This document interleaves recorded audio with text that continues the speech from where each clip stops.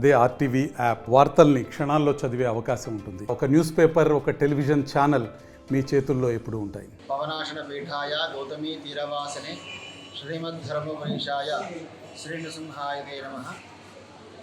ఈరోజు ఆషాఢ శుద్ధ ఏకాదశి, దక్షిణాయనం ప్రారంభము.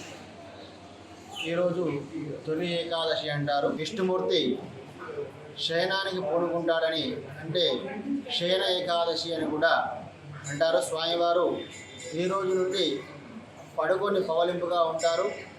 మళ్ళీ కార్తీక మాసం తర్వాత ఉత్తాన ఏకాదశి సమయంలో స్వామివారు మేలుకుంటారు. అందుకే దీన్ని స్వామివారికి రాత్రి భాగంగా ఈ రోజు నుండి పరిగణింపబడుతుంది. ఉత్తరాయణ పుణ్యకాలం అనేది మేలుకొలుపుగా, అంటే ఉదయంగా మనకు పెద్దలు చెప్పినటువంటి మాట.